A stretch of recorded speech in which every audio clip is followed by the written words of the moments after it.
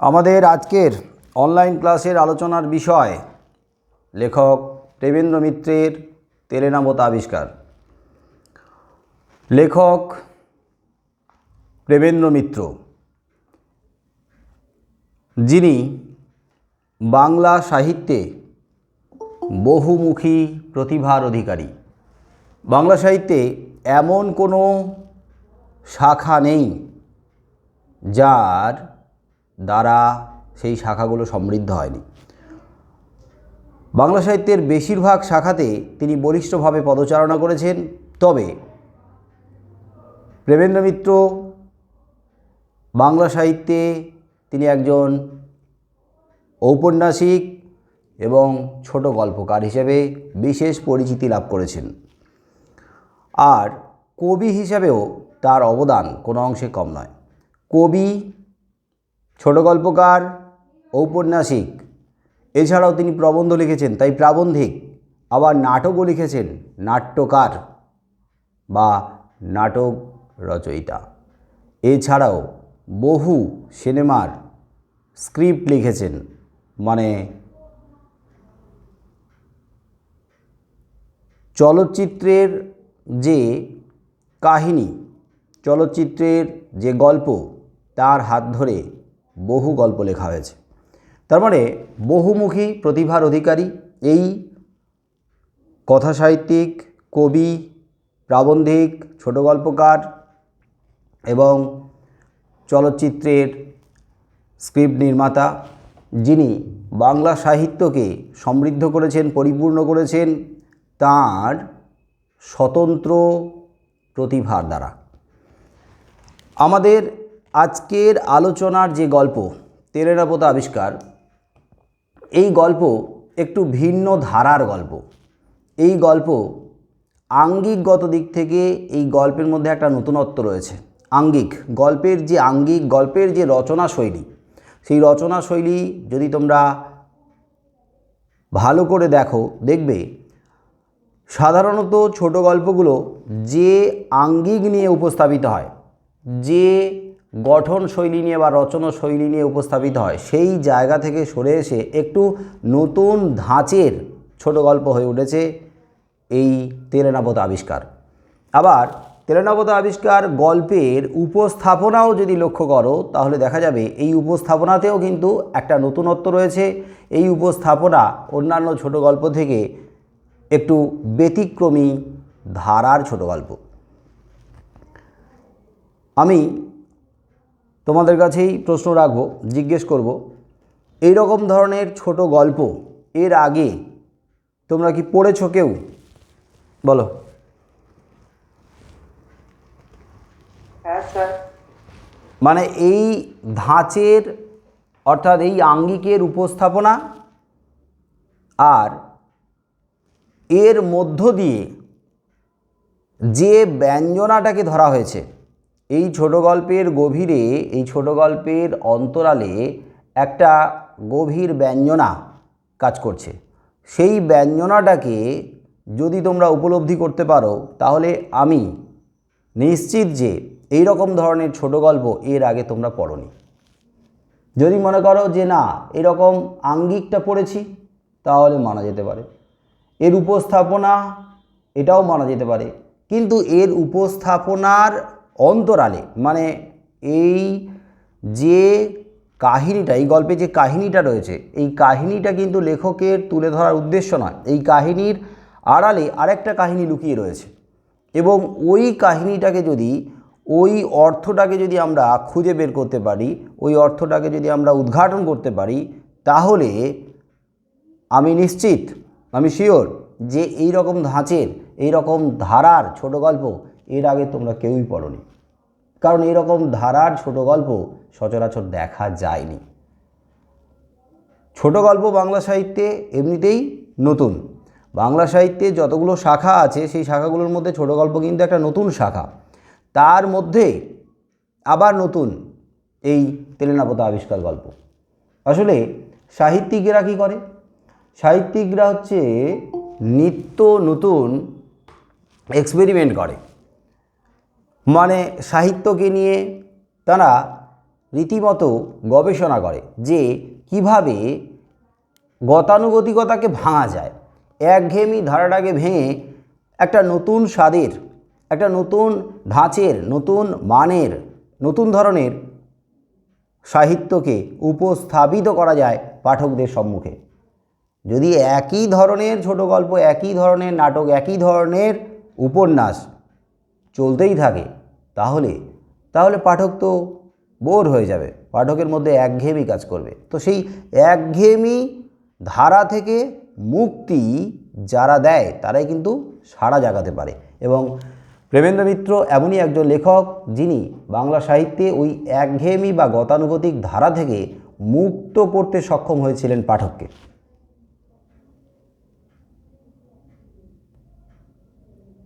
1988 খ্রিস্টাব্দে লেখকের মৃত্যু আর 1904 খ্রিস্টাব্দে লেখকের জন্ম। তো 1904 খ্রিস্টাব্দে লেখকের জন্ম মানে তিনি যখন বাংলা সাহিত্যে আবির্ভূত হচ্ছেন তখন রবীন্দ্রনাথের জীবদ্দশা কিন্তু শেষের দিকে।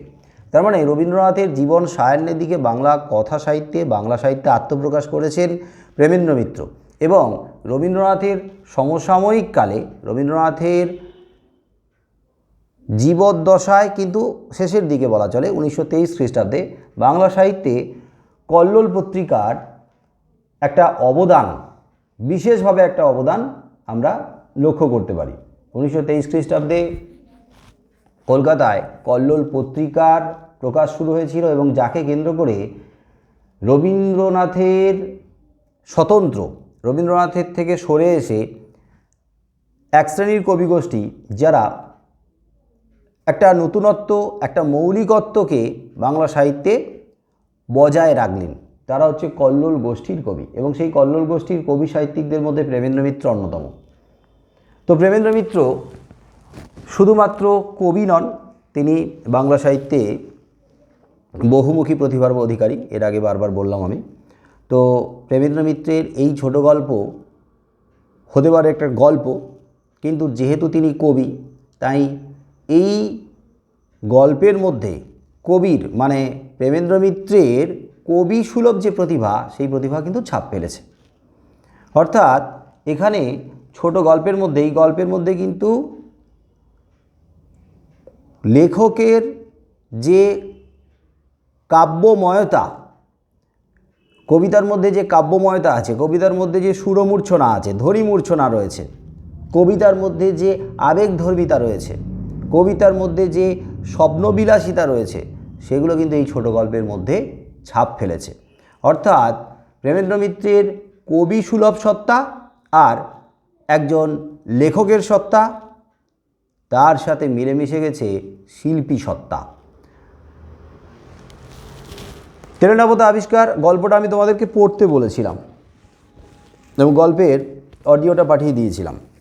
গল্পটা প্রত্যেকের পড়া আছে কি? হ্যাঁ স্যার। কার পড়া নেই? কারণ গল্পটা পড়া আছে ধরে নিয়েই কিন্তু আমি বোঝাচ্ছি। আর গল্পটা পড়া আছে এটা আমি ধরে নিচ্ছি বলেই মনে করছি যে তোমরা এই গল্পটা বুঝতে পারবে। আর যদি তার মধ্যে কারোর পড়া না থাকে তাহলে কিন্তু তার মাথার উপর দিয়ে যাবে। তাও একটু শুনে রাখি। এমনকি কেউ আছো যে পড়োনি এই গল্পটা এখনো পর্যন্ত? তাহলে আমি চেষ্টা করব। গ্রুপে মেসেজ করছে কি পড়েনি? জয়েন হতে পারছে না, মিটিং ফুল দেখাচ্ছে। একই রে, মিটিং ফুল দেখাচ্ছে? হ্যাঁ, এই তো 100 লেখা আছে। তোরা বললি যে 300। হয় না ওরকম, 100 জনই নেয়, তার উপরে আর নেয় না। গুগল মিট আপডেট করে দিন। স্যার তোমার সেটিংসে এরকম প্রবলেম আছে। সেটিংসে তুমি গিয়ে করতে হতো, 300 জনের অপশন ছিল। ও, এটা কি মানে আপডেট করলেই হয়ে যেত? স্যার হয়তো আপডেট করে। হ্যাঁ স্যার। যেটা কতদিন আগে হয়েছে? কতদিন আগে? স্যার অনেক দিন আগেই হয়ে গেছে। আপডেট না করলে হয় না? 5 মাস আগে। না, আপডেট করতে হবে। তো 5 মাস আগে হয়েছে কি বলছিস রে? হ্যাঁ স্যার অনেকদিন হবে আগে স্যার, আমি ঠিক আগে জানি না হয়েছে। কতদিন আগে হয়েছে। এখন তো আর আপডেট করলে হবে না, না? হ্যাঁ স্যার, অনেকক্ষণ আগেই তো হয়েছে। না না, আমি বলছি এখন এই যে পড়া চলাকালীন তো আপডেট করা যাবে না এখন, তাই না? তাহলে কেটে যাবে সব। হ্যাঁ হ্যাঁ হ্যাঁ স্যার। একজন আবার লেফট হয়ে গেল, 100 জন ছিল দেখলাম 99 জন হয়ে গেছে। আমার মোবাইলটা রেকর্ডিংয়ে বসিয়েছি, তোরা কেউ একটু মেসেজ করে দিত যে এই ক্লাসটাতে আর অ্যাটেন্ড করা যাবে না, কারণ ফুল হয়ে গেছে।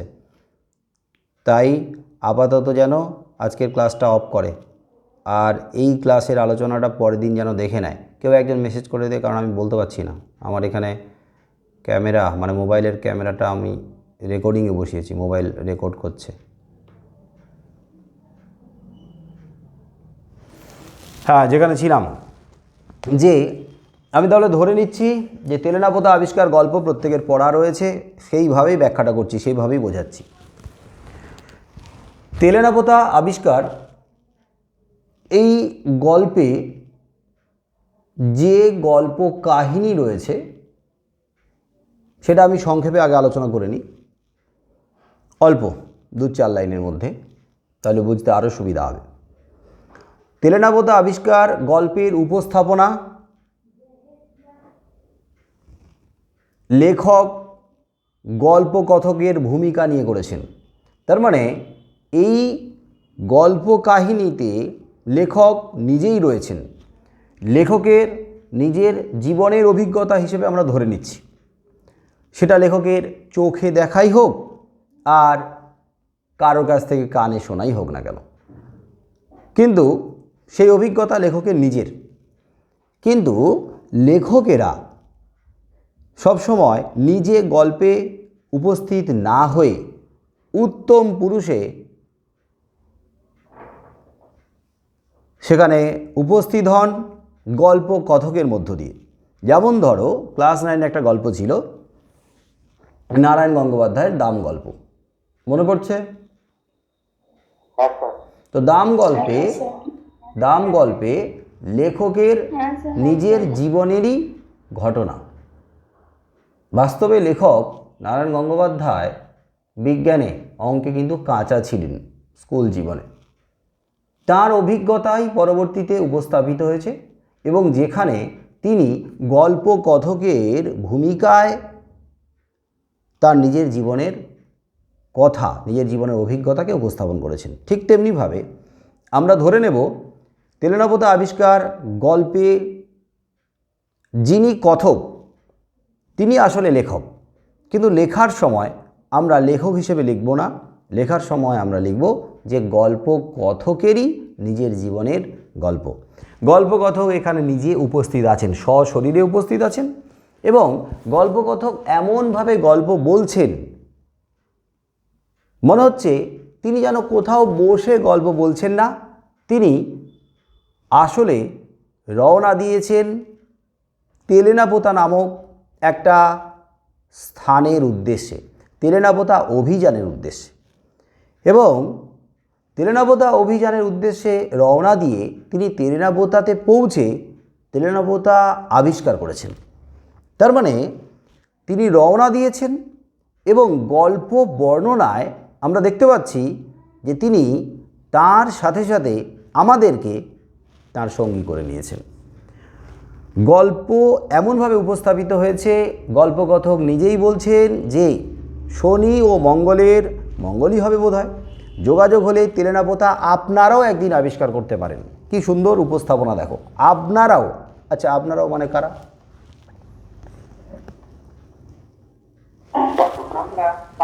মানে পাঠকবর্গ, আমরাই।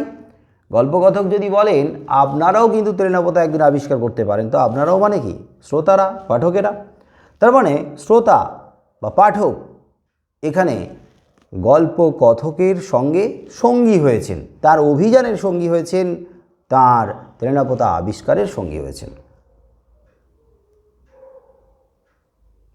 এবং সেই অভিযানের সঙ্গী হয়ে আমরাও তার অভিযানের সঙ্গে পুরোপুরি মিশে গেছি, একাত্ম হয়ে গেছি, এবং তিনি ঠিক যেভাবে যেভাবে অভিযানের মধ্য দিয়ে তারপরে আবিষ্কার করছেন, আমরাও তার সঙ্গে মিশে গিয়ে আমরাও আবিষ্কার করব তেলনাপোতাকে।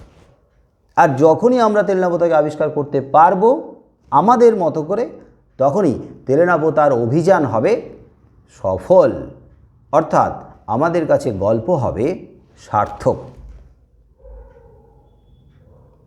গল্পকথক শনি মঙ্গলের সম্ভবত স্মৃতির উপরে ভর করে তিনি এটাকেই গুরুত্ব দিয়েছেন মঙ্গলবার হবে, শনি ও মঙ্গলের মঙ্গলই হবে, অর্থাৎ মঙ্গলবারেই রওনা দিয়েছেন তিনি। এবং সেই মঙ্গলবারে রওনার সময় তার সঙ্গে যাত্রী হয়েছেন আরও দুইজন তার বন্ধু স্থানীয়, হতে পারে সহকর্মী, হতে পারে নিজের বন্ধু, যাই হোক বন্ধু যারা সহযাত্রী হিসেবে তার সঙ্গে সঙ্গে চলেছেন, একজন পান রসিক আর একজন নিদ্রাবিলাসী। পান রসিক মানে কি? পান খেতে পছন্দ পান খেতে না, পান করতে। বোতল নিয়ে থাকে, ক্লাস 11-এ পড়ে। যাই হোক, অ্যালকোহল। এটা তোমরা ভদ্রতা থেকে, সৌজন্যতা থেকে, ভদ্র সমাজে আমরা আছি সেই জায়গা থেকেই তোমরা বেশ একটা রুচিশীলতা থেকে উত্তরটা দিয়েছো যে পান রসিক, যিনি পান খেতে ভালোবাসেন, কিন্তু আসলে তা নয়, যিনি পান করতে ভালোবাসেন। পান পাত্রে নিজেকে নিমজ্জিত করে দেন। তো পান করার মধ্যে যে আনন্দ, সেটা তোমরা এখন ঠিকমতো বুঝবে না।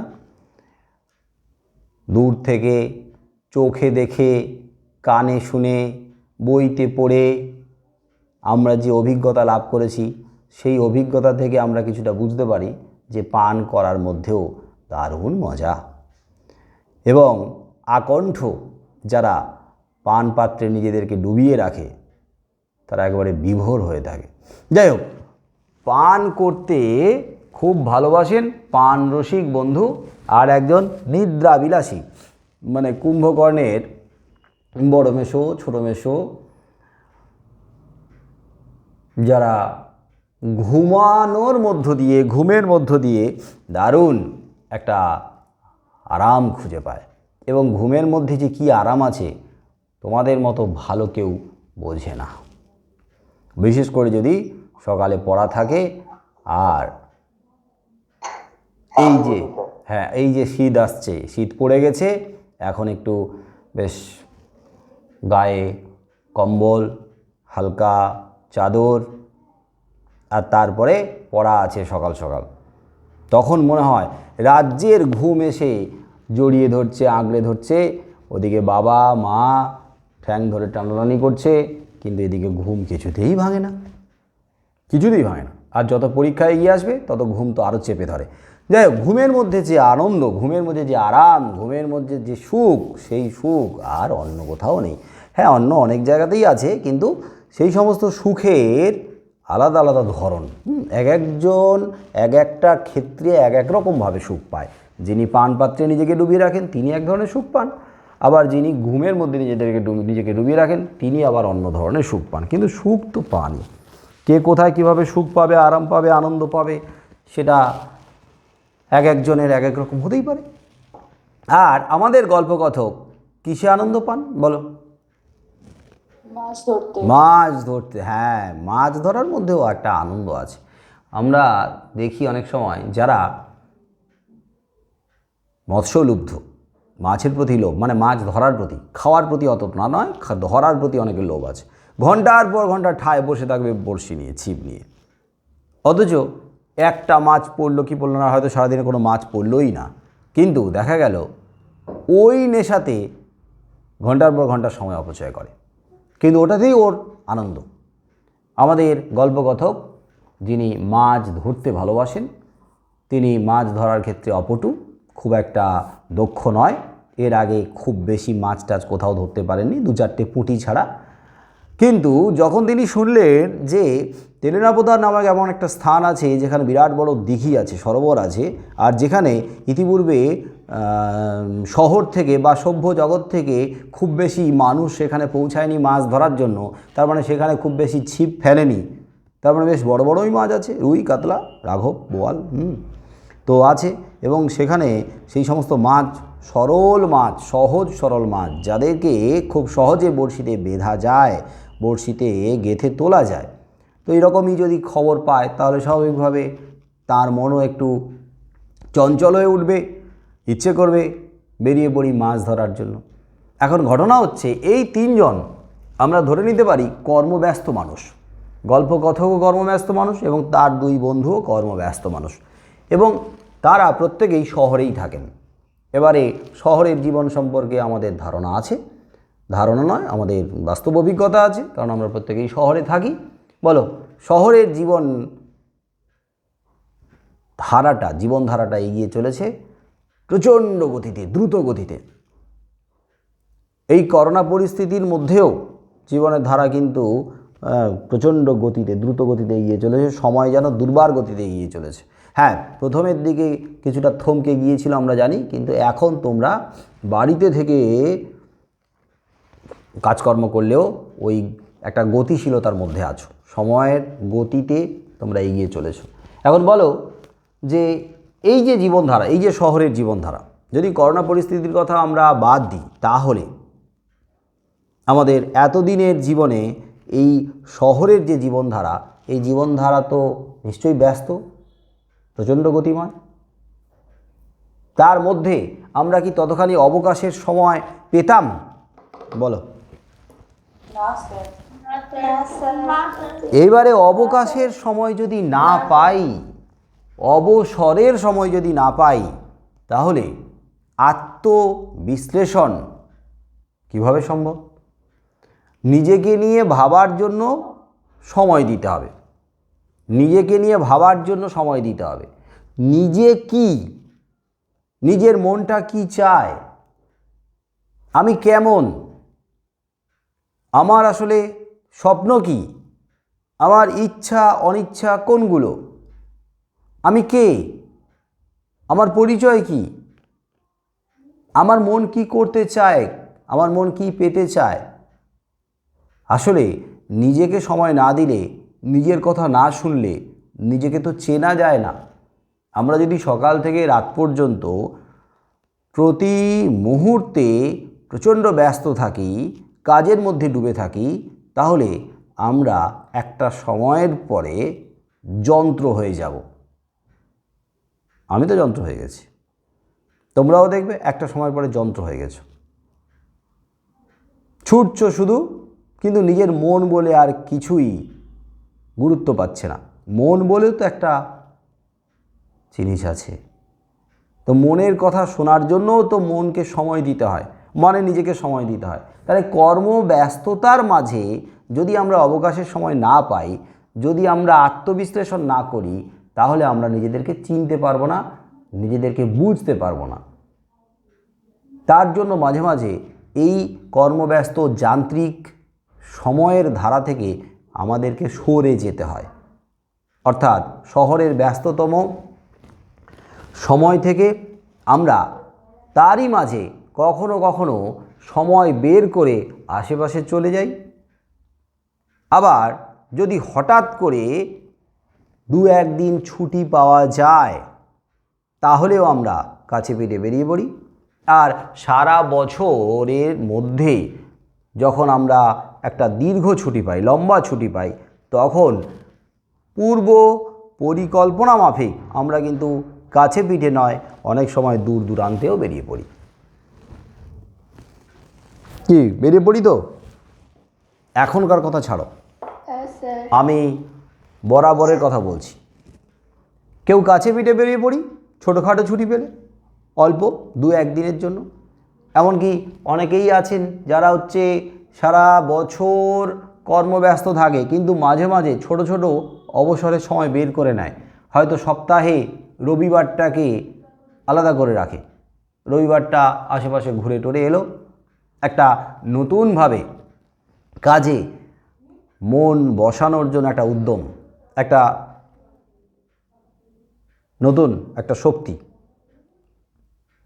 এই একদিনের ছুটিতে নতুন করে একটা এনার্জি আসে আমাদের, ভালো লাগে।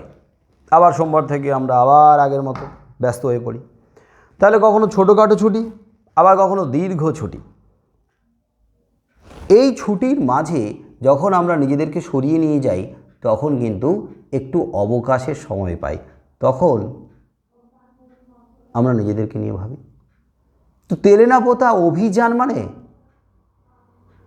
একটু নিজেকে সময় দেওয়া। তেলে না পোতা অভিযান মানে হঠাৎ করে আমাদের এই যান্ত্রিক জীবনে একটু অবসরের সময় আসা।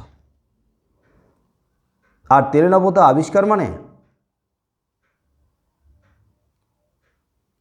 আমাদের মধ্যে যে রোমান্টিক সত্তা রয়েছে তারই আবিষ্কার। একটা বয়সের পরে রোমান্টিক সত্তার অস্তিত্ব ধীরে ধীরে আমরা উপলব্ধি করি। আর সেই রোমান্টিক সত্তার যে অস্তিত্ব উপলব্ধি তখনই হয় যখন আমাদের চলার পথে এমন কারোর উপস্থিতি আমাদের জীবনে ঘটে যায়,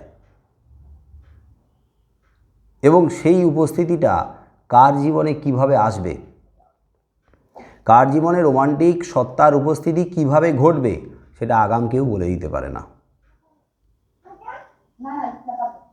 ওই কার বাড়ি থেকে আওয়াজ আসছে?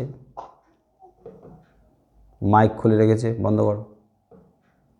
আর আমি যে কথাগুলো বলছি এগুলো একটু ভাবার চেষ্টা করো। সবাই জানে কম বেশি, কিন্তু এটা সাহিত্যের ব্যাখ্যা। সাহিত্যের ব্যাখ্যায় আরেকবার নতুন করে ভাববার সময় আসে, সুযোগ আসে। একটা বয়সের পরে ধীরে ধীরে প্রত্যেকের মধ্যে সেই রোমান্টিক সত্তার অস্তিত্ব লক্ষ্য করা যায়। কিন্তু হঠাৎ কোথায়, কখন, কিভাবে সেই সত্তার আবিষ্কার তুমি করবে, সেটা আগাম বা অগ্রিম কেউ কখনো বলে দিতে পারে না।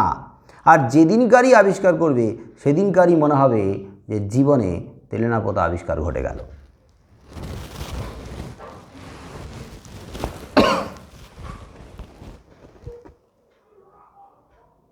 তার মানে তেলে না পোতা বলতে নির্দিষ্ট কোনো স্থানের কথা লেখক বলেননি। তেলে না পোতা এটা লেখকের কল্পনাপ্রসূত। তেলে না পোতা একটা স্থান, কিন্তু এই স্থানটা লেখকের মন গড়া। হয়তো লেখক এমন কোথাও অভিযানে গিয়েছিলেন, এমন কোথাও বেড়াতে গিয়েছিলেন, এমন কোথাও ভ্রমণে গিয়েছিলেন যে জায়গাটা তার মনের মধ্যে ধরা রয়েছে, যে জায়গার অভিজ্ঞতা তার মনের মধ্যে গাঁথা রয়েছে। পরবর্তীতে সেই জায়গাটা বর্তমানে তেলে না পোতা আবিষ্কার গল্পে তেলে না পোতা নামক স্থানের রূপ নিয়ে উপস্থাপিত হয়েছে। এই জায়গাটা তোমাদের আরেকবার একটু বুঝিয়ে দিই। ধরে নাও তোমরা কেউ কোনো গল্প লিখতে চাইছো। এখন ঘটনা হচ্ছে যে গল্প যখন তোমরা লিখবে, কাকে কেন্দ্র করে লিখবে?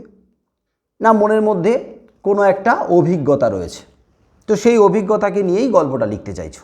সেই অভিজ্ঞতাটা নিজের চোখে দেখা হতে পারে, মানে নিজের জীবনে ঘটে যাওয়া হতে পারে। সেই অভিজ্ঞতাটা কারোর কাছ থেকে শোনা হতে পারে, বন্ধুবান্ধবদের কাছ থেকে, কিংবা আত্মীয় স্বজনের কাছ থেকে, বাড়ির লোকেদের কাছ থেকে, কিংবা সেটা কোনো না কোনো সিনেমায় দেখা হতে পারে, আবার কোনো গল্পে পড়া হতে পারে, বা কোথাও তুমি যাচ্ছ নিজের চোখে চাক্ষুষ করেছো, নিজের চোখে পড়েছে এমন কোনো ঘটনা হতে পারে। এইবারে যখন ওই ঘটনাটাকে কেন্দ্র করে আমরা গল্প লিখতে বসবো বা বসি, তখন পুরোপুরি ওই ঘটনাটা আমাদের গল্পে রূপায়িত হয় না। ওই গল্পের সাথে সাথে আমাদের জীবনের আরও নানা ধরনের অভিজ্ঞতা ওই গল্পের সঙ্গে জুড়ে যায়, কারণ গল্পটাকে আমরা কি করতে চাই, আরও ইন্টারেস্টিং করতে চাই। এমনকি ওই গল্পটাকে পরিণতি দিতে গিয়ে তখন মনে হচ্ছে যে গল্পটাকে আমরা যেভাবে দেখেছিলাম সেইভাবে পরিণতি দিলে পাঠক হয়তো সেইভাবে ইন্টারেস্ট পাবে না, পাঠকের হয়তো ততখানি ভালো লাগবে না। তখন আমরা কি করি, ওই বাস্তবতার সঙ্গে শেষের দিকে কোনো না কোনো আমাদের কল্পনাপ্রসূত এমন কোনো কাহিনী জুড়ে দিতে পারি, আর না হলে কারোর কাছ থেকে শোনা বা কারোর জীবনে ঘটে যাওয়া বা আমাদের চোখে দেখা ছোটোবেলা থেকে কোনো না কোনো গল্প আমাদের মধ্যে রয়েছে, যা আমরা কি করি ওই গল্পের সঙ্গে জুড়ে দিই। তার মানে নিজের চোখে দেখা বা ঘটে যাওয়া গল্পটাকে যদি আমরা উপস্থাপন করি হুবহু, তাহলে ওটা গল্প হয় না, ওটা হয় প্রতিবেদন, একটা রিপোর্টিং। কিন্তু যখনই ওটা আমাদের মতো লেখকের কল্পনার রঙে একটু অন্য রূপ পায়, তখন সেটা গল্পের পর্যায়ে উপস্থাপিত হয়, পাঠকদের সামনে একটা সুন্দরভাবে উপস্থাপন করতে পারি, একটা অন্যভাবে, ভিন্নভাবে, একটু বেশি আকর্ষণীয় করে। তার মানে এই কথার পরিপ্রেক্ষিতে তোমরা ধরে নেবে যে তেলেনাপোতা আবিষ্কার গল্পে তেলেনাপোতা নামক স্থান আসলে এটা লেখকের কল্পনাপ্রসূত। হয়তো লেখক কোনো না কোনো দিন কোথাও বেড়াতে গিয়েছিলেন, সেই জায়গাটা তেলেনাপোতা নামক কোনো স্থান নাও হতে পারে, সেটা অন্য কোনো নামের স্থান হতে পারে, সেখানে যাওয়ার অভিজ্ঞতাটা তার আছে। এবারে অন্য আরও কোনো একটা জায়গাতে তিনি গিয়েছিলেন যেখানে এমন কোনো মেয়ের সান্নিধ্যে তিনি এসেছিলেন এবং সেই মেয়েটা এই গল্পে যামিনী রূপে উপস্থিত।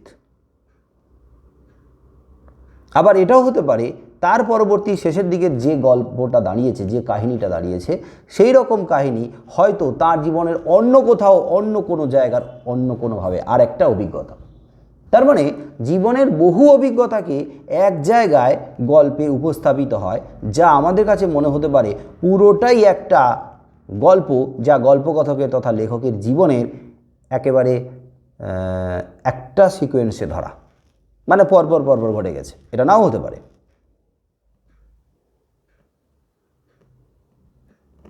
বোঝা গেল কিছু? হ্যাঁ স্যার। হ্যাঁ স্যার। তো এই প্রসঙ্গে এই প্রসঙ্গে যদি আমি বলি, তাহলে আমাদের একটা সিনেমা তৈরি হয়েছে, জানো?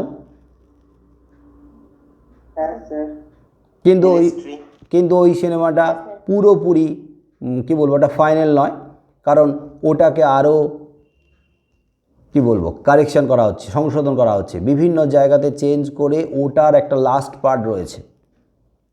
এবং তার যে চিত্রনাট্যটা, সেই চিত্রনাট্যে বাস্তবতা রয়েছে বহু জায়গায়, বহু জায়গাতে বাস্তবতা রয়েছে। এমন কিছু কিছু জায়গা রয়েছে যে জায়গাগুলোতে আমার চোখে দেখা, আমাদের জীবনে ঘটে যাওয়া নাও হতে পারে, হয়তো অন্য কারোর জীবনে ঘটে গেছে, আমাদের সমাজের অন্য কারোর জীবনে ঘটে গেছে, অন্য কোনো পরিবারে ঘটে গেছে, সেখান থেকে নেওয়া, আমাদের জীবনে ঘটে গেছে বা আমার পরিবারে ঘটে গেছে, সেখান থেকে নেওয়া, সব কিছুকে নিয়ে এমন একটা চিত্রনাট্য তৈরি করা হয়েছে, যে চিত্রনাট্যের মধ্যে ঘুরে ফিরে আমরা নিজেদেরকেই খুঁজে পাব। কেউ সেই ঘটনার মধ্য দিয়ে গেছে, কেউ হয়তো যাচ্ছে, কেউ হয়তো যাবে, কিন্তু গল্পটা এমনি যে সবার পরিবারের সঙ্গে জড়িয়ে আছে এই গল্প।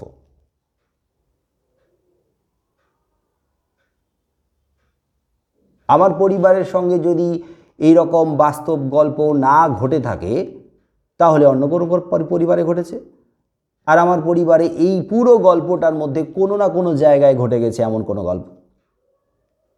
হয়তো দেখা যাবে যে জায়গাতে আমার জীবনে, আমার পরিবারের জীবনে নেই, সেই জায়গাতে তোমাদের কারোর পরিবারের জীবনে ঘটে গেছে বা ঘটতে চলেছে বা ঘটতে পারে। তোমাদের প্রজেক্টে 11-এ নয়, মনে হয় 12-এ আছে, 12-এ আছে, হ্যাঁ 12-এ আছে স্ক্রিপ্ট রাইটিং, মানে চিত্রনাট্য লিখতে হবে এরকম একটা প্রকল্প আছে বাংলাতে। তাহলে চিত্রনাট্য কীভাবে লেখে, মানে সিনেমার স্ক্রিপ্ট কীভাবে লেখে, তো সেটা যদি সত্যি সত্যি তোমরা ঠিকঠাক করে প্র্যাকটিস করতে পারো, এটাতেও কিন্তু ভবিষ্যৎ রয়েছে। কিন্তু এখন ঘটনা হচ্ছে যে স্ক্রিপ্ট যে লেখাটা শেখাবেন মানে টিচারেরা, তারাই তো স্ক্রিপ্ট লিখতে পারে না। আমার আজকে অভিজ্ঞতা হয়েছে, স্ক্রিপ্ট কীভাবে লিখতে হয় আমি যেটা জানি শিখেছি সেটা তোমাদেরকে বলতে পারবো, কিন্তু 99% টিচার জানেনই না, জানা সম্ভবই নয়। কি করে জানবে? আমরা থোড়ি জানতাম যে সিনেমার স্ক্রিপ্ট লেখা, সিনেমার স্ক্রিপ্ট লিখতে গেলে তো পড়াশোনা করতে হবে, অথচ আমাদেরকে বলা হয়েছে বাংলাতে চলচ্চিত্রের ওই চিত্রনাট্য লিখতে হবে, ছাত্রছাত্রীদের শেখাতে হবে। আমরা ওটাকে কি করি, একটু এড়িয়ে যেতে বলি, কারণ যে চেক করবে সেই নিজেই তো জানে না স্ক্রিপ্ট কীভাবে লিখতে হয়, শেখানো তো দূরের কথা, চেক করবে কি করে। তো যাই হোক, স্ক্রিপ্ট লেখো, এটাতেও ভবিষ্যৎ আছে। আবার গল্প লেখো, কবিতা লেখো, নাটক লেখো, চর্চা রাখো, সংস্কৃতি জগতের চর্চা রাখো। এটা যেমন একটা জীবিকা, প্রফেশন হতে পারে, তেমনি যদি জীবিকা হিসেবে নাও নিতে চাও ঠিক আছে, নিজের জন্য এই সংস্কৃতির দরজাটাকে খুলে রাখো, নিজের জন্য, নিজের ভালো লাগার জন্য, নিজের পছন্দের জন্য। কারণ দিনের পর দিন বিজ্ঞান চর্চা করতে করতে, যদি কেউ বিজ্ঞান নিয়ে পড়তে চাও, বিজ্ঞান চর্চা করতে করতে, বা কমার্স নিয়ে পড়তে চাও, হিসেব নিকেশ করতে করতে এতটা যান্ত্রিক হয়ে পড়বে, সেখানে একটু অন্য রকমভাবে আমাদের মনটা চাইবে, অন্যভাবে অন্যরকমভাবে আমরা একটু আনন্দ পাই। কারণ আনন্দ যদি না পাই, যদি আমাদের মনের মধ্যে একটা আবেগ, একটা ভালো লাগা, ওটা যদি না থাকে, দুদিন পরে কী হবে, যন্ত্রের মতো চলতে থাকবে, জীবনটা যন্ত্র হয়ে যাবে, রোবট হয়ে যাব।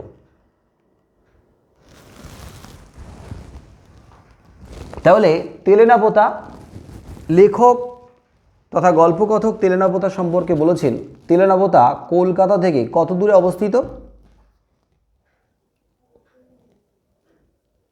বলো কেউ, কত মাইল দূরবর্তী?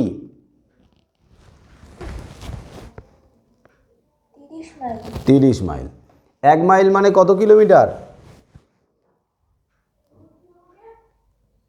1.6। তার মানে 1.5 কিলোমিটার একটু বেশি। তাহলে 30 মাইল মানে কত কিলোমিটার দাঁড়াচ্ছে?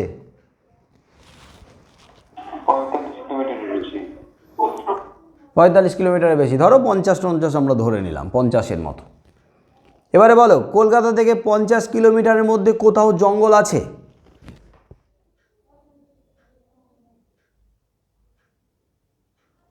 সুন্দরবন তো অনেক অনেক দূরে, অনেক কয়েক কিলোমিটার, 50 কিলোমিটারের মধ্যে তো নাই।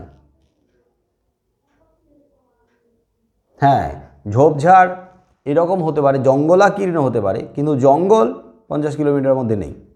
আর কলকাতার থেকে 50 কিলোমিটারের মধ্যে তেলেনা পোতা নামক কোনো স্থানও নেই। তার মানে এটা লেখকের সম্পূর্ণ কল্পনাপ্রসূত।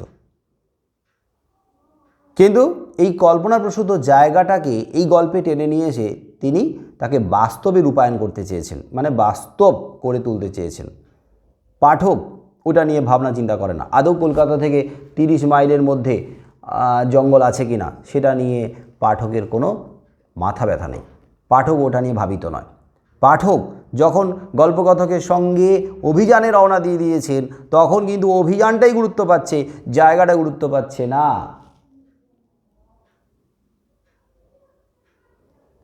তাহলে শনি মঙ্গলবার, কিবার কিবার কিবার কিবার, শনিবার না মঙ্গলবার, শনিবার না মঙ্গলবার, মঙ্গলই হবে বোধ হয়। মঙ্গলবারে সম্ভবত হঠাৎ করে ছুটি পাওয়া গেল। তাহলে এরকম যদি 2-1 দিনের জন্য ছুটি পাওয়া যায়, আর কেউ এসে কানে কানে একটু ফুসলানি দেয়, একটু উস্কে দেয়, মন্ত্রণা দেয়, এই যাবি এই তেলেনা পোতা নামক জায়গাতে বিরাট বড় সরোবর আছে, সেখানে প্রচুর মাছ আছে, আর এর আগে কিন্তু ওখানে কেউ মাছ ধরতে যায়নি, তার তুমি তো আনাড়ি মাছ ধরায়, তুমি কিন্তু ওখানে ভালোই মাছ পেতে পারো। ব্যাস, মনটা লাফিয়ে উঠলো, নেচে উঠলো, ঠিক আছে, ভালো লাগবে। কর্মব্যস্ত জীবনের মাঝে হঠাৎ করে যদি এরকম অভিযান করা যায়, মনটা তো ভালো লাগে। তবে এই অভিযানে তুমি একা যাবে কি না সেটা নিয়ে একটা প্রশ্ন আছে। তেলেনাপোতা আবিষ্কার করার জন্য গল্পকথক বলেছেন 2 জন সঙ্গীকে সঙ্গে লাগবে। আচ্ছা বলো তো, তেলেনাপোতা আবিষ্কারের জন্য তোমরা যদি তেলেনাপোতা আবিষ্কার করো বা জীবন পথে কখনো কোনোভাবে তেলেনাপোতা আবিষ্কার ঘটে যায়, তার জন্য কি 2 জন সঙ্গী লাগবে বেছে বেছে? এটা হতে পারে? না স্যার। 5 জনও থাকতে পারে, 50 জন থাকতে পারে, আর একজন নাও থাকতে পারে। তোমাদের ভেতরে রোমান্টিক সত্তাটাকে আবিষ্কার করার জন্য, রোমান্টিক সত্তার অস্তিত্বটাকে অনুভব করার জন্য, তার জন্য সঙ্গী থাকতেও পারে, নাও থাকতে পারে। কখনো কখনো সেই সঙ্গীরা আবার একটু রোমান্টিকতাটাকে উস্কে দেয়। সঙ্গীরা কী করে, বন্ধুরা কী করে, মাঝে মাঝে কিন্তু এই রোমান্টিক সত্তাকে জাগিয়ে তোলে। আবার বন্ধু ছাড়াও, সঙ্গী ছাড়াও তেলেনাপোতা আবিষ্কার ঘটতে পারে বা হতে পারে। আবার সঙ্গী থাকতেও পারে, আর সেই সঙ্গী যে 2 জন হতে হবে তার কোনো মানে নেই। গল্পকথক 2 জনের কথা বলেছেন, সেই 2 জন হতে পারে, 1 জন হতে পারে, নাও হতে পারে, 50 জন হতে পারে। আর তেলেনাপোতা আবিষ্কার করার জন্য ঠিক তেলেনাপোতা নামক স্থানেই যেতে হবে তারও কোনো নিশ্চয়তা নেই, তারও কোনো গ্যারান্টি নেই। সে তেলেনাপোতা আবিষ্কারের জন্য দেশের বাড়ি, গ্রামের বাড়িতে এটা হতে পারে। যারা অনেকে শহরে থাকো তাদের হয়তো গ্রামে দেশের বাড়ি রয়েছে, হয়তো দেশের বাড়িতে গিয়েছো, সেখানে তেলেনাপোতা আবিষ্কার ঘটতেই পারে। হয়তো বা কোনো বন্ধুর সঙ্গে তার গ্রামের বাড়িতে বেড়াতে গেছো, সেখানেও তেলেনাপোতা আবিষ্কার হতে পারে। হয়তো বা ট্রেনে যাচ্ছ বেড়াতে, সেখানেও তেলেনাপোতা হতে পারে আবিষ্কার। কখনো প্লেনে যাচ্ছ, কখনো গরুর গাড়িতে যাচ্ছ, কখনো বাসে যাচ্ছ, কখনো অটোতে যাচ্ছ, তো কখনো টোটোতেও যাচ্ছ, কখনো বাইকে যাচ্ছ, কখনো সাইকেলে যাচ্ছ, সাইকেল না থাকলে পায়ে হেঁটে যাচ্ছ, সেভাবেও হতে পারে তেলেনাপোতা আবিষ্কার। ঘরে বসেও তেলেনাপোতা আবিষ্কার হতে পারে। এখন সোশ্যাল মিডিয়ার যুগ, কার জীবনে কীভাবে হঠাৎ করে রোমান্টিক সত্তার জাগরণ ঘটবে, আর সেই রোমান্টিক সত্তা দুর্বার গতিতে এগিয়ে চলবে, ধাবিত হবে তেলেনাপোতার দিকে, আগাম জানান কেউ দিতে পারে না। সৌরভ গাঙ্গুলি আর ডোনা গাঙ্গুলি, তাদের তেলেনাপোতা আবিষ্কার ওই বিশাল কয়েক কিলোমিটার দূরে অভিযান করার মধ্য দিয়ে ঘটেনি তো। একজন এ বাড়ি আর একজন ও বাড়ি, পাশাপাশি বাড়ি, 2 জন 2 বাড়ির ছাদে, 2 বাড়ির জানলায়। ও একটা সিনেমা দেখেছিলি না, বোঝে না সে বোঝে না বলে একটা সিনেমা ছিল, সোহম, মিমি চক্রবর্তী, আবির আর পায়েল, ছিল না, বোঝে না সে বোঝে না। হ্যাঁ, সোহম ছাদে আর অন্য ছাদে নায়িকাকে ইশারা করছে, হাত দেখাচ্ছে, আর নায়িকার জায়গায় কখনো কখনো নায়িকার মা চলে আসছে। বোঝেই না, অত দূর থেকে দেখা যায় নাকি। কার জীবনে কিভাবে যে তেলেনাপোতা আবিষ্কার ঘটবে এটা বোঝা খুব মুশকিল।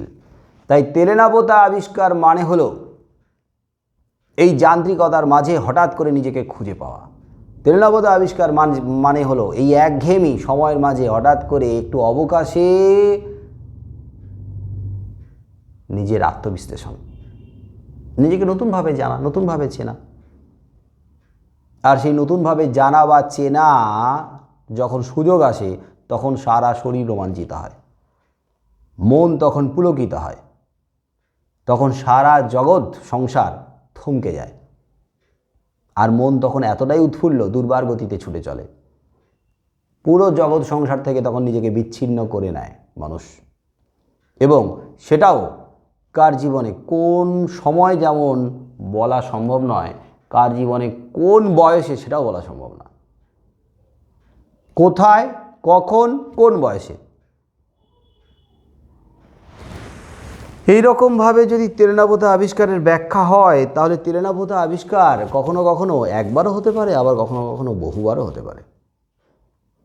কারণ তেলেনাপোতা আবিষ্কারের যে পরিণতি, সেই পরিণতিটা সবসময়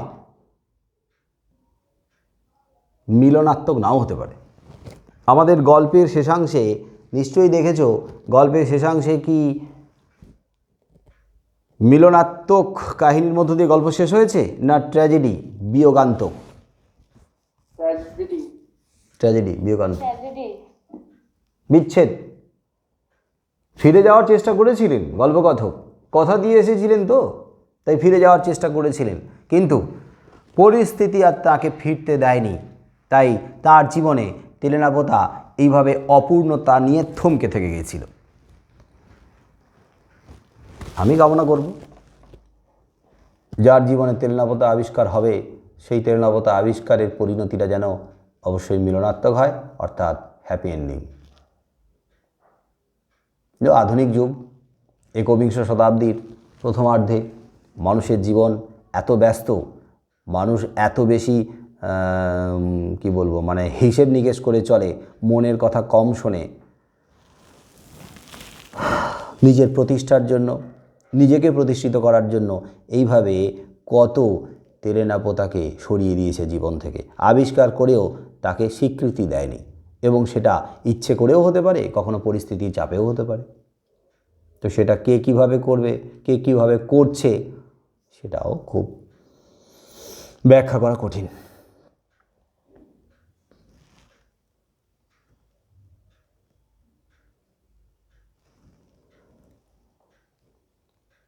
তেলেনাপোতা আবিষ্কারে গল্পকথকের দুইজন সঙ্গী, গল্পকথককে নিয়ে তাহলে তিনজন, তাহলে তিনজনে মিলে মঙ্গলবারের বিকেল নাগাদ বেরিয়ে পড়েছিলেন তেলেনাপোতার উদ্দেশ্যে।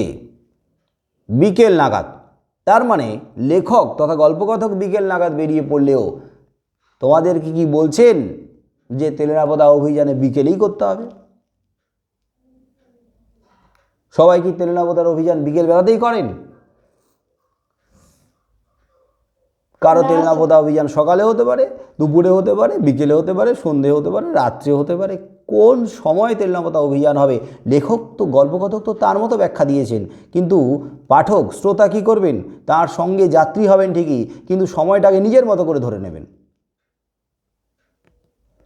তাহলে বিকেলবেলা বেরিয়ে পড়েছেন, এবং পড়ন্ত রোদে জিনিসে মানুষের ঠাসাঠাসি বাসে গিয়ে আপনাকে উঠতে হবে। তার মানে প্রথমে কিছুটা পায়ে হেঁটে, তারপরে কিছু জিনিসপত্র নিয়ে, আর জিনিসে মানুষের ভিড়, ঠাসাঠাসি ভিড়। কোন মাসের কথা বলা হয়েছে? কোন মাসের কথা বলা হয়েছে? ভাদ্র মাসে। তার মানে কি কোনো সারা বছরের কোনো নির্দিষ্ট মাস ঠিক করে দেওয়া হবে তোমাদের জন্য যে তেলেনাপোতা ভাদ্র মাসেই সম্ভব? এই মাসের বেড়াটা কি তোমরা মানবে? বৈশাখ, জ্যৈষ্ঠ, আষাঢ়, শ্রাবণ, ভাদ্র, আশ্বিন, কার্তিক, অঘ্রাণ, পৌষ, মাঘ, ফাল্গুন, চৈত্র, কোন মাসে তেলেনাপোতা আবিষ্কার হবে সেটা লেখকের, গল্পকথকের বর্ণনায় ভাদ্র মাসে হতে পারে, কিন্তু পাঠকের বর্ণনায় ভাদ্র কেন, সারা বছরের যে কোনো মাসেই হতে পারে। আর বিকেলবেলা কেন, যে কোনো সময় হতে পারে। অভিযান কে কখন করবে কে জানে। আবার বাসে চড়েই যেতে হবে তার কোনো মানে নেই। যার সামর্থ্য আছে, যার ক্ষমতা আছে, আর্থিক ক্ষমতা রয়েছে, সে ওই রকম জিনিসে মানুষের ঠাসাঠাসি ভিড় বাসে কেনই বা উঠবে? সে তো নিজের গাড়ি নিয়েও বেরোতে পারে, বা গাড়ি ভাড়া করেও বেরোতে পারে। যাই হোক, গল্পকথক ভিড় বাসে উঠলেন, আর তার দুইজন সঙ্গী রয়েছেন সঙ্গে, আর কিছুক্ষণ, ঘন্টা দুয়েক এইভাবে বাস চলছে, মানুষের সঙ্গে ধাক্কাধাক্কি, বাসের ঝাঁকানি, বাস চলছে 2 ঘন্টা ধরে মানুষের গুঁতো খেতে খেতে। ওই ভাদ্রের গরম, বুঝতে পারছো তো, ভাদ্র মাসের গরম, তাল পাকা গরম, ঘামে চ্যাটচ্যাটে শরীর, ওই অবস্থায় হঠাৎ করে দাঁড়া, কী হলো? কন্ডাক্টরকে বলছি বাস থামাও, কারণ এসে গেছে গন্তব্য। হঠাৎ করে নামতে হচ্ছে, কারণ আগে থেকে বুঝতে পারছে না যে ভিড় বাসে দেখা যায় না সব সময়। হঠাৎ করে মনে হচ্ছে তাদের গন্তব্য পেরিয়ে চলেছে। দাঁড়া, থামো, হুট করে বাসটা দাঁড়াবে, তারপরে হঠাৎ করে আচমকা নেমে পড়তে হবে মাঝ রাস্তায়। ওখান থেকে আর একটা পথে শুরু হবে। ওখানে দাঁড়িয়ে রয়েছে, বিকেল নাগাদ রওনা দিয়েছিল, দাঁড়িয়ে রয়েছে, এখনও পর্যন্ত গাড়ি আসেনি গন্তব্যে নিয়ে যাওয়ার জন্য। সন্ধে নেমে আসছে, জায়গাটা কেমন নির্জন হয়ে আসছে, গা ছমছম করা পরিবেশ। তাহলে এই অবস্থায় এখানে অপেক্ষা করা ঠিক হবে না ঘুরে গেলে ভালো হবে? ঘুরে যাওয়াটাই বোধহয় বুদ্ধিমানের কাজ, কারণ বেশি রাত হয়ে গেলে আর গাড়ি পাওয়া যাবে না, বাস পাওয়া যাবে না, ফিরতি বাস পাওয়া যাবে না। তো এইটা যখন ভাবছে আবার ওই রহস্য রোমাঞ্চের প্রতি এদের একটা দারুণ একটা আকর্ষণ রয়েছে। বেশ একটা কী বলে জানো ইংরেজিতে ওটাকে, এই ধরনের অভিযান করা যায় না? হ্যাঁ, অ্যাডভেঞ্চার একটা কাজ করছে। তো এদিকে একটু ভয় ভয়, হ্যাঁ, ওদিকে আবার একটা মনের মধ্যে অ্যাডভেঞ্চার, এরকম একটা ভালো দারুণ একটা অভিযান, দারুণ ব্যাপার। তো এই রকমই সময় ভাবছে যাবে কি যাবে না, ফিরে যাওয়া উচিত কি উচিত নয়, না এখানে অপেক্ষা করবে, এমন সময় তাদের গন্তব্যে নিয়ে যাওয়ার জন্য নির্দিষ্ট গাড়ি আসছে। কি গাড়ি? গরুর গাড়ি। তা গরুর গাড়িতে করে ওই জঙ্গলাকীর্ণ পরিবেশে অন্ধকার পথ ধরে এগিয়ে চলবে গন্তব্যের দিকে। তো তোমাদের কাছে এখন কি কারোর বাড়িতে গরুর গাড়ি আছে? না কেউ চাইলেও গরুর গাড়ি করে অভিযান করতে পারবে সব জায়গাতে? পারবে? গরুর গাড়ি আছে সব জায়গায়? তাহলে গল্পকথক আজ থেকে এত বছর আগে গরুর গাড়িতে করে অভিযান করেছিলেন। আমরা গরুর গাড়ি কোথায় পাবো রে বাবা? তাহলে আমরা গরুর গাড়ি যদি না পাই, তাহলে হাতের কাছে যে গাড়ি পাবো সেই গাড়িতে করে অভিযান করব। যে দেশে যেমন, যে জায়গাতে যেমন, কোথাও গরুর গাড়ি আছে তো কোথাও অটো আছে, তো কোথাও টোটো আছে, আবার কোথাও ভ্যানও আছে। ভ্যানও জানো? ভ্যানও ওই যে গ্রামের দিকে যদি যাও দেখবে, আমি তো দক্ষিণবঙ্গে খুব দেখি, ওই যে বড় বড় ইঞ্জিন লাগানো মেশিন ভ্যান, বিশাল বড় বড় ভ্যান, বুঝলো, বিশাল বড় কাঠামো তৈরি করা ভ্যান। একটা ভ্যানে দেখবে 10 জন 12 জন বসেছে, আর ওই ইঞ্জিন লাগানো আছে, কান ফাটানো আওয়াজ করে মেশিন ভ্যান ছুটতে থাকে, ভ্যানও বলে, ভ্যান রিক্সা। এগুলো কোথাও আছে। তো যেখানে যেমন সেখানে তেমন ব্যবস্থাতেই তোমাদের অভিযানে যেতে হবে।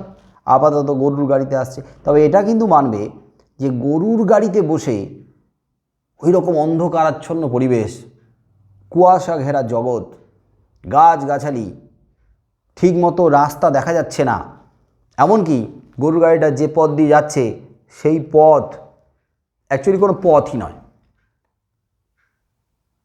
ওই যে মানুষ জঙ্গলের ভেতর দিয়ে গেলে কী হয়, পায়ে পায়ে পথ, সরু পথ অনেক সময় তৈরি হয়ে যায় না, ওই রকমই একটা পথ, তৈরি করা কোনো পথ নয়। এই ধরনের অ্যাডভেঞ্চার মানুষকে খুব টানে। আবার তারপরে যদি শোনা যায় যে এই জঙ্গলে বাঘ আছে, তাহলে তো কথাই নেই। মনের মধ্যে ভয়, অথচ আবিষ্কারের একটা নেশা, এই দুটো যখন কাজ করে তখন কিন্তু বেশ একটা অন্য অনুভূতি। মৃত্যু ভয় আছে, মানে ভয়ঙ্করের যোগ আছে, আবার সুন্দরের যোগ আছে। সুন্দর আর ভয়ঙ্কর মিশে গিয়ে এই ভয়ঙ্কর সৌন্দর্য মানুষকে খুব টানে।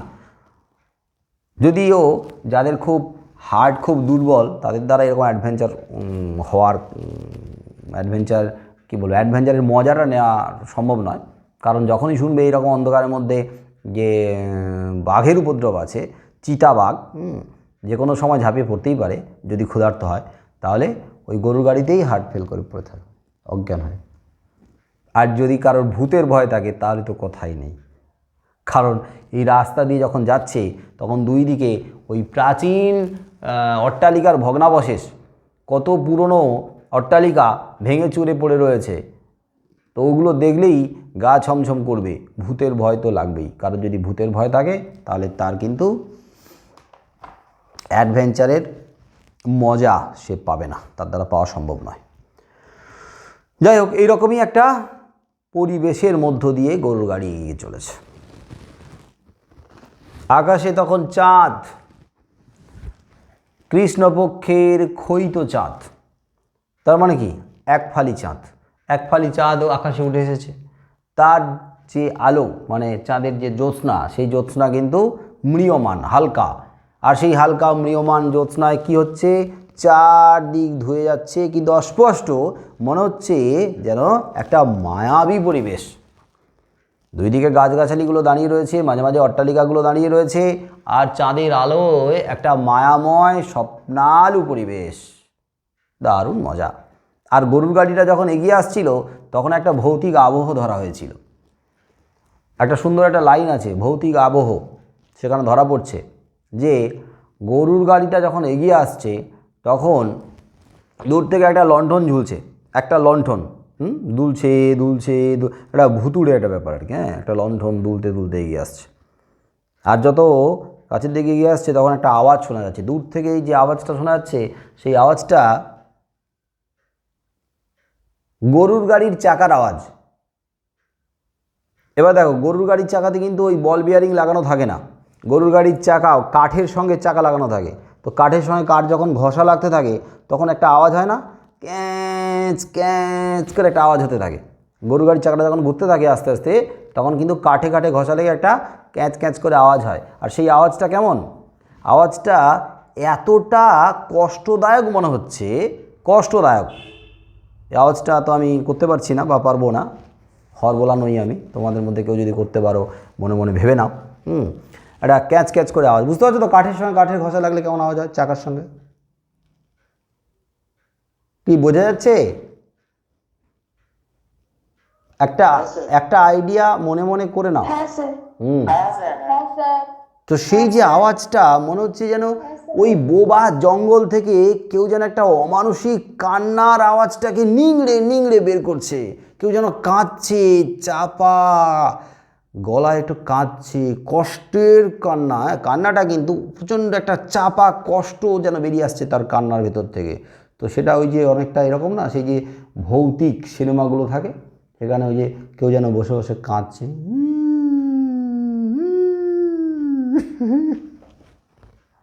তারপরে যে ভূতের সিনেমাগুলো থাকে না, তারপরে হঠাৎ করে যখন দেখা গেল দূর থেকে সাদা কাপড়ে মোড়া কেউ অশরীরী, কাছে গেলে হি হি করে দৌড়। ভূত আছে?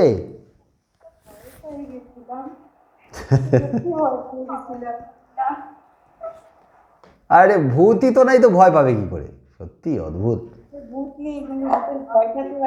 হ্যাঁ, এটা একটা ব্যাপার, এটা একটা ব্যাপার। আসলে আমাদের মনের মধ্যে ছোট থেকে এমনভাবে আমাদের ভেতরে গেঁথে দেওয়া হয়েছে ভয়টাকে, ওই ভয়টা বের করা কঠিন। আমিও ভূত বিশ্বাস করি না, কিন্তু ওই যে ছোটোবেলা থেকে ভয়টা ঢুকিয়ে দেওয়া হয়েছে। ওই যে রাত দুটোর সময় যদি একা একা অন্ধকার রাস্তায় হাঁটি, আমারও গা ছমছম করবে, কেন? ভয়টা ঢুকে আছে। অথচ আমি জানি ভূত নাই। ওই ভয়টা কাটানো খুব কঠিন, বিশেষ করে এখন 12টা বাজতে যায়, বাড়ির সবাই যদি ঘুমিয়ে টুমিয়ে পড়ে, শুয়ে পড়ে, আর একা একা যদি পড়তে থাকো একটা ঘরে, তাহলে কিন্তু এই কথাগুলো শুনে গাটা কেমন কাঁটা দিয়ে উঠবে। সেটাই হলো। ওইটাই হচ্ছে। হ্যাঁ, অমানসিক কান্না, অমানসিক কান্না, ও স্যার রাত্রিবেলা একা শুতে পারবো না, ভয় ভয়। স্যার পিছনে জালটা আছে sir, please sir. Sir please sir, ওটাই তো। স্যার বলো স্যার, পিছনে জানলা লোক উঠে এমন ভয় দেখাবে। জানলা লাগিয়ে দে, আর ঠান্ডার সময় জানলা খুলে রেখেছিস কেন রে? জানলা লাগিয়ে দে। জানলা আটকানো। একা একা শুতে হয়, আমাদের ভয় লাগে। কিন্তু আমি ভয়টা তো কাটিয়ে দিচ্ছি, বলো। এটা তো গরুর গাড়ির চাকার আওয়াজ। আরো ভয় কাটছে না, ভয় বাড়ায় দিচ্ছ। হ্যাঁ, এই দেখ দেখ দেখ, এই যে এক গরুর গাড়ির সামনে একটা লণ্ঠন ঝুলছে, দূর থেকে একটা আলো দেখা যাচ্ছে। যারা অপেক্ষা করছে তাদেরও গাটা কেমন ছমছম করছে, আর সঙ্গে ওই আওয়াজ যোগ হয়েছে, আর সাথে ওই ভৌতিক পরিবেশ, সব মিলিয়ে এক অদ্ভুত জগৎ। তারপরে কুয়াশা, তারপরে একটু ঠান্ডা ঠান্ডা, তারপরে মনে হচ্ছে যেন সমস্ত কিছু থেকে বিচ্ছিন্ন হয়ে গেছে। শহরের যে আলোকোজ্জ্বল পরিবেশ, শহরের যে গতিশীলতা সেখান থেকে বিচ্ছিন্ন হয়ে হঠাৎ করে যেন থমকে গেছে এখানকার জগৎটা। মনে হচ্ছে একেবারে স্তব্ধতা বিরাজ করছে, সময় যেখানে একেবারে থমকে গেছে, ঘড়ির কাঁটা যেন দাঁড়িয়ে গেছে। যাই হোক, এইভাবে অপেক্ষা করতে করতে যখন গরুর গাড়ি এসে পৌঁছলো, তখন তারা তিনজনে কোনো রকম গরুর গাড়িতে উঠবে। কোনো রকম কেন উঠবে? গরুর গাড়ি ছোট ছিল। হ্যাঁ, গরুর গাড়ি। লেখক বেশ কৌতুকও করেছেন যে গরুর গাড়িটা যখন আসছে, এসে দাঁড়ালো, গরুর গাড়িটা দেখে মনে হয় না গরুর গাড়ি না, হ্যাঁ, বাচ্চা গরুর গাড়ি, হ্যাঁ, গরুর গাড়ির বাচ্চা। আর গরুগুলো বলছে যেমন গাড়িটা ছোট্ট তেমনি গরুগুলো, যেমন গাড়ি তেমনি গরুগুলো। তার মানে গরুর গাড়িটা যেমন ছোট, গরুগুলোও ছোট। গরুর গাড়ি গরু টানছে না, মজা করে তো আমরা বলতে পারি গরুর গাড়ি কে টানছে? বাছুর টানছে, ছোট্ট। গরুগুলো বেটে খাটো হয়ে গেছে, বামন নাটা হয়ে গেছে একবারে। লেখক মজা করে কি বলেছেন যে এই গরুর গাড়ি যেন পাতালের বামন দেশ থেকে বেরিয়ে এসেছে। পাতাল পাতাল পাতাল মাটির নিচে যদি ঢুকিয়ে রাখা হয়, চেপে রাখা হয়, তাহলে কী হয়? চাপে চুপে কী হয়ে যাচ্ছে, যেন হাইটটা কমে যায় না, বামন হয়েছে। বামন মানে কি? বেটে খাটো। তো পাতালের বামন দেশ থেকে যেন গরুর গাড়ি তো নয়, গরুর গাড়ির ক্ষুদ্র সংস্করণ উঠে এসেছে। তাই তিনজন মিলে ওই গরুর গাড়িতে খোলামেলাভাবে হাত পা ছড়িয়ে বসতে পারছে না, কারণ গরুর গাড়িটা যথেষ্ট ছোট। তিনজন মিলে বসলো তো তিনজন মিলে, কিন্তু ঠেলাঠেলি শুরু হলো। বসার জায়গা কোনো রকমে যদি করতে পারলো। এখন ঘটনা হচ্ছে যে বসার জায়গাটা তো করা গেল, এখন 3 জোড়া পা রাখবে কোথায়? জায়গা লাগবে। 3 জোড়া হাত রাখবে কোথায়? 3টা মাথা একটানা এইরকমভাবে স্ট্রেট হয়ে তো কয়েক ঘন্টা বসে থাকা যায় না। মাথাটা তো একটু নড়বে, মাথাটা তো একটু হেলবে। মাথাটা যেই হেলবে তখন তো শরীরটাও নড়বে, বা মাথাটা আরেক বন্ধুর ঘাড়ে গিয়ে, মাথায় গিয়ে লাগবে, তো সেও ঠেলবে। এবার পাগুলো তুমি একটানা ওই রকমভাবে কতক্ষণ উবু করে ধরে রাখবে? হাতটা কতক্ষণ তুমি জড়ো করে রাখবে? তোমার হাতটা তো নাড়াতে হবে, হাতটা তো অন্যভাবে রাখতে হবে। তো আর সঙ্গে তো কিছু জিনিসপত্র আছেই। তো ওইগুলো নিয়ে যাই হোক কোনো রকম ঠেলাঠেলি করতে করতে যতটা বারে স্থির হয়ে বসে থেকে তারা রওনা দিল, আর তারপরে গন্তব্যে এসে পৌঁছলো। এবার গন্তব্যে যখন এসে পৌঁছলো তখন এবার নামতে হবে। নামলো তারা, কিন্তু লেখক খুব মজা করে কৌতুক করে আবার এখানে বলেছেন যে 3 জোড়া হাত, 3 জোড়া মাথা, 3 জোড়া মাথা না, 3টে মাথা আর 3 জোড়া পা, সব কোথায় এলোমেলো হয়ে গেছিল। নামার পরে সব খুঁজে টুজে আবার অঙ্গ প্রত্যঙ্গগুলোকে লাগাতে হলো। আচ্ছা, লেখক কেন বলেছে 3 জোড়া হাত, পা আর 3টে মাথাকে বিভিন্ন জায়গা থেকে কুড়িয়ে সংগ্রহ করে তারপরে গাড়ি থেকে একে একে নামলো? কেন বলেছে? কি মনে হয় তোমাদের? আইডিয়া কি বলে? আড়ষ্ট হয়ে গেছিল। হ্যাঁ, রাইট। আড়ষ্ট হয়ে গেছিলো। দেখবে একটানা যদি কোথাও বসে থাকো, দেখবে অনেক সময় ওই রক্ত চলাচলটা যেমন বন্ধ হয়ে যায়, অনেক সময় আস্তে আস্তে পাটা ঝিনঝিন করে, হাত পা ঝিনঝিন করে অনেক সময়। ওই যে একটানা যদি বাইকে বা সাইকেলে বসে থাকো, দেখবে একটা জায়গার পরে পা নামার পরে দেখবে পাটা কেমন অবশ হয়ে যাচ্ছে, পা দাঁড়াতে পারছো না। তখন কি মনে হয় যে নিজের পাটা যেন নিজের শরীরের সঙ্গে লেগে নেই। তারপরে কিছুক্ষণ পরে আবার যখন স্বাভাবিক হয় তখন মনে হয় যে যাক, এই যে হাতটা খুঁজে পেয়েছি, পাটা খুঁজে পেয়েছি, বাবা একটু সোজা হয়ে দাঁড়াতে পারছি। যাই হোক, হাত পা মাথা এগুলো সংগ্রহ করে কুড়িয়ে তারপরে পৌঁছে গেল তারা যে বাড়িটাতে। সেটা একটা ভগ্ন প্রাসাদ, যেখানে বহু বছর কোনো মানুষজন এসেছে বলে মনে হয় না। তাও ওই ঘরে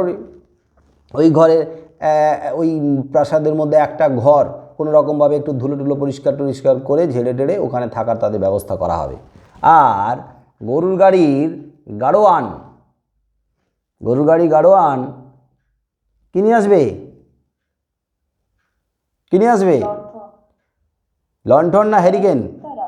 হ্যারিকেন ছিল না লণ্ঠন ছিল? হ্যারিকেন নিয়ে এসে কি বলবে?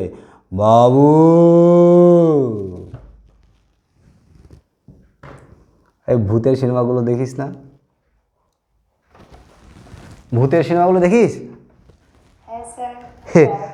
এ ভূতের সিনেমাগুলোতে দেখবি এটা কিন্তু থাকেই। একটা পোড়ো বাড়ি,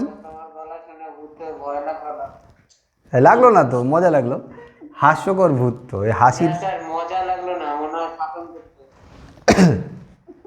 দেখবি ওই যে পোড়ো বাড়িতে এখন অনেকে বেড়াতে টেড়াতে গিয়ে আটকে গেছে, তারপরে এই বেশ কালো চাদর না কালো শাল মুড়ি দিয়ে কেয়ারটেকার আসছে সামনে একটা লণ্ঠন নিয়ে, আর ডিরেক্টর কী করে, লণ্ঠনটা তো সামনের দিকে ধরবি না, লণ্ঠন তো সামনের দিকে ধরে না, লণ্ঠন কী করে, ওই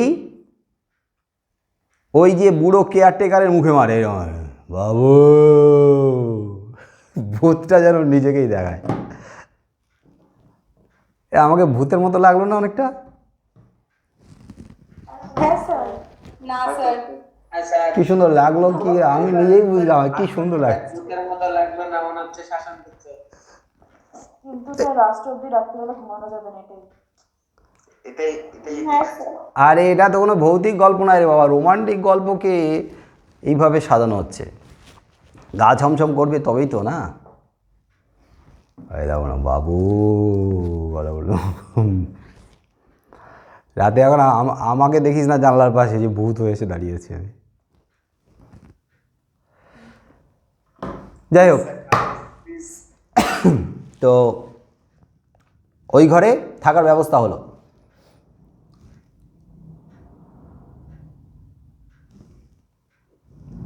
কি আওয়াজ হচ্ছে বাইরে?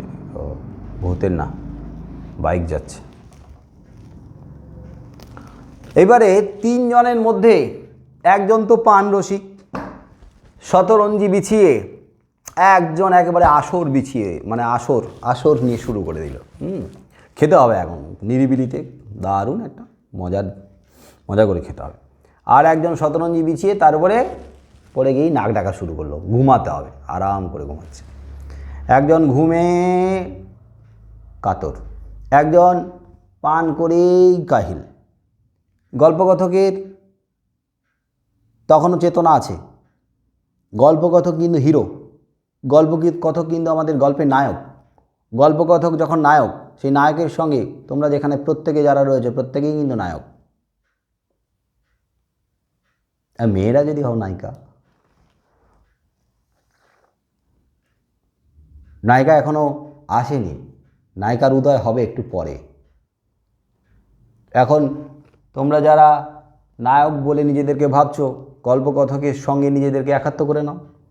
আর মেয়েরা যারা নায়ক বলে নিজেদেরকে ভাবছো না, নায়িকা বলে ভাবছো, তাহলে এখন কিছুক্ষণ অপেক্ষা করো, নায়িকার ধীরে ধীরে উপস্থিতি ঘটবে।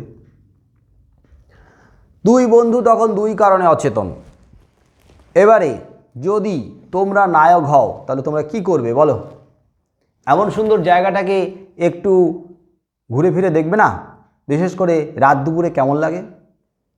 আর যদি তোমার মনে হয় ভূতের ভয় বেশি, তাহলে বাবা গুটিসুটি মেরে তুমিও ঘুমিয়ে পড়ো ওদের সঙ্গে।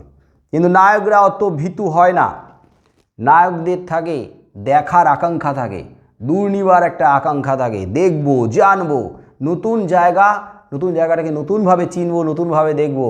হ্যাঁ, একটু যদি ভয় লাগুক গে, কিন্তু ভয়কে জয় করে যে সফল হয় সেই তো হিরো, নায়ক। এই নায়ক তখন কি করলেন, মানে গল্পকথক কি করলেন না, ওই ভগ্ন প্রায় সিঁড়ি দিয়ে আস্তে আস্তে ছাদে উঠতে লাগলেন।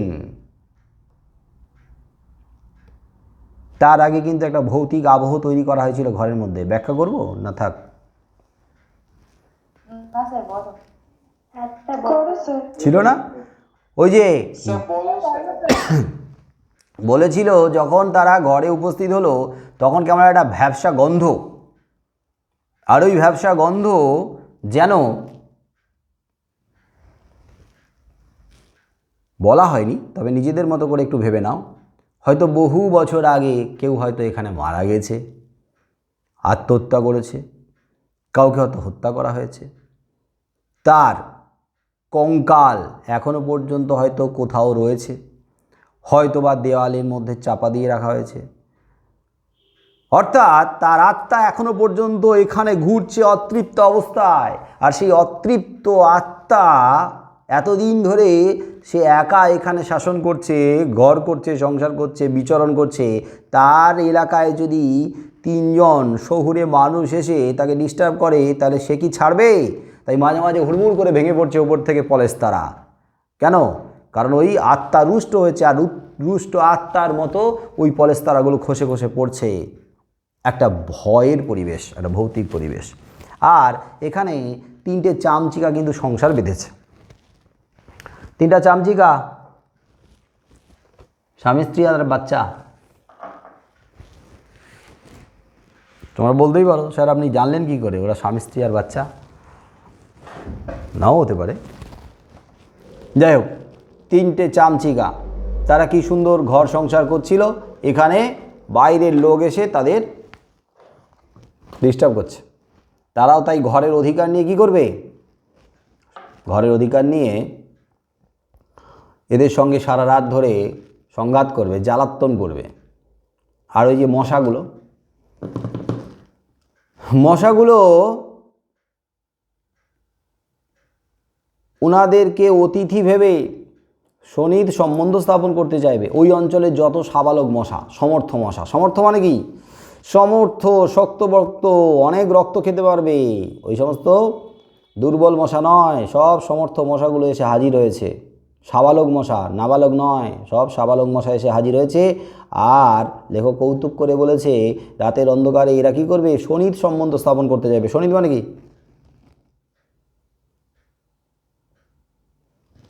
শনির মানে কি? গভীর এই রক্ত, শনির সম্বন্ধ। এখন রক্তের সম্পর্ক থাকলে তো সম্পর্কটা গভীর হয় না। এখন শনির সম্বন্ধ স্থাপন করতে চাইবে মানে মশা আর মানুষ তো দুজনের মধ্যে রক্তের সম্পর্ক তো নয়। তাহলে রক্ত যদি, মশা যদি ওই মানুষের থেকে রক্ত খেয়ে নেয়, তাহলে তার রক্ত মশার শরীরে এসে গেল, তাহলে একই রক্তের হয়ে গেল না শনির সম্বন্ধ। তার মানে কত আপন সম্পর্ক। কি সুন্দর মজা করে লেখক লিখেছেন। যাই হোক, গল্প কথক তখন ওই ভগ্নপ্রায় সিঁড়ি দিয়ে ওঠার চেষ্টা করবে, আর ওদিকে রুষ্ট আত্মা কী করছে? উঠতে দেবে না কিছুতেই, ঠ্যাং ধরে টানার চেষ্টা করছে। ভাই কোথাও টালি ইট খসে খসে পড়বে, তাও লেখকের মনের মধ্যে তখন দুর্নিবার আকাঙ্ক্ষা, দেখবো আমি ছাদে উঠে কি আছে চারদিকের জগৎটাকে। বাস অনেক কষ্টে ছাদে উঠে এলো। মায়াময় জগৎ, জ্যোৎস্না রাত, চারদিক ভেসে যাচ্ছে।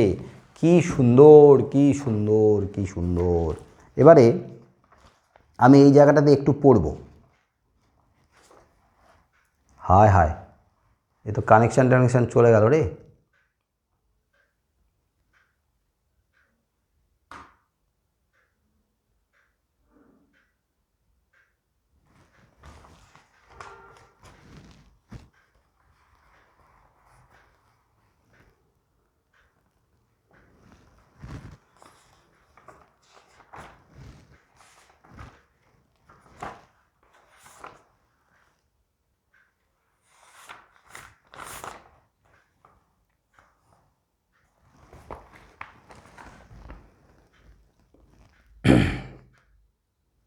নেটওয়ার্ক কানেকশান চলে গেছে, আর লিঙ্ক করা যাচ্ছে না।